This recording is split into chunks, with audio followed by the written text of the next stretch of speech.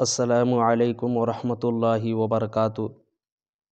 دوستو، آپ نے کل دو سورتیں پڑھی تھی، ایک سورہ لہب اور دوسرا سورہ نصر۔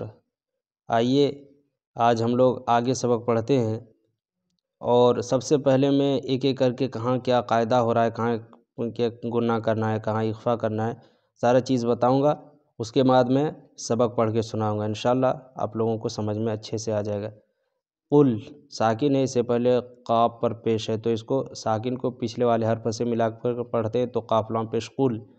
یا پر کھڑا زبر ہے، اور کھڑا زبر برابر ہوتا ہے علم مدہ کے، اور اس کے اوپر کیا ہے مد، اور پھر حمزہ اسی کلمے میں، تو یہ مد متصل ہے۔ تشدید ہے، اس کو دو مرتبہ پڑھیں گے، حمزہ یزب ای، یا پیش یو ایو، حال حمزہ حل۔ کاف پر کھڑا زبر، اس کو بھی ایک الف کے برابر کھینچیں گے۔ زیر ہے فا پر، تو اس کو جلدی پڑھیں گے۔ واو ساکن سے پہلے پیش ہے را پر، تو یہ واو مدہ ہوگا، راپور ہوگا۔ کافرون ہے، لیکن اس کو کافرون پڑھیں گے کیونکہ آیت میں ہمیں ٹھہرنا ہے۔ لا، اس میں الف مدہ بھی ہے، الف سے پہلے زبر ہے اور دوسرا اوپر میں مد ہے، اور اس کے بعد حمزہ اس دوسرے کلمے میں، تو یہ مد منفصل ہے۔ آگے یہ الف مدہ ہے، یہاں واو مدہ ہے، یہاں ٹھہریں گے تو تعبدون ہے، لیکن تعبدون پڑھیں گے کیونکہ آخری حرف پر جزم ہو جاتا ہے، زبر زیر پیش اور دو زیر دو پیش پر۔ ولا، یہاں مد حروف مدہ کے بعد ہم اوپر میں مد ہے اور حمزہ دوسرے کلمے میں، تو یہاں مد کیا ہوگا منفصل ہوگا۔ تم، یہاں گناہ ہوگا اخفا کا، نون ساکن کے بعد حروف اخفا میں سے تا ہے، تو یہاں کیا ہوگا اخفا ہوگا۔ میم ساکن کے بعد عین ہے، تو یہاں اظہار شفوی ہوگا۔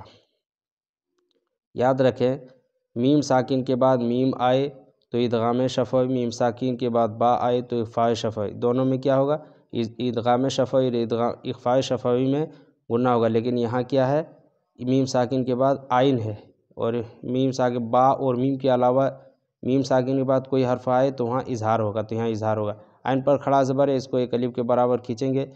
واو پر جزم سکون ہے، اس سے پہلے پیش ہے تو واو مدہ ہوگا۔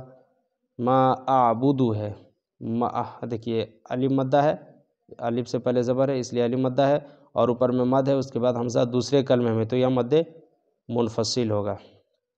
اور اعبدو ہے، لیکن اعبد پڑھیں گے کیونکہ وقف کرنا ہے ہمیں، ہم یہاں ٹھہرنا ہے، آیت کرنا ہے۔ ولا، یہاں بھی وہی الف مدہ کے بعد اوپر میں مد ہے اور حمزہ دوسرے کلمے میں، تو یہ مد منفصل ہے۔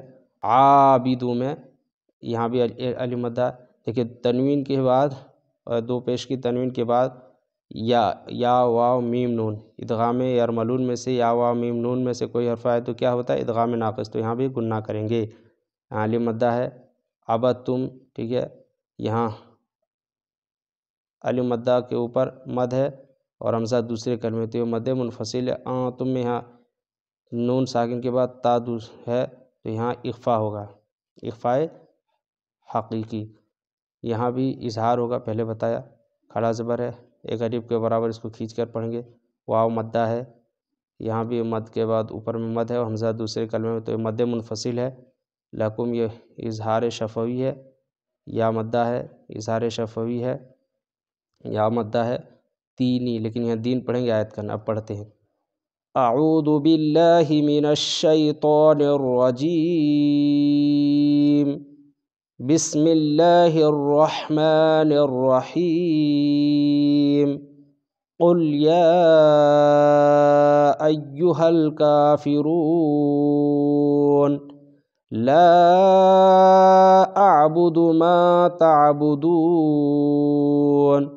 ولا انتم عابدون ما اعبد، ولا انا عابد ما عبدتم، ولا انتم عابدون ما اعبد، لکم دینکم ولی دین۔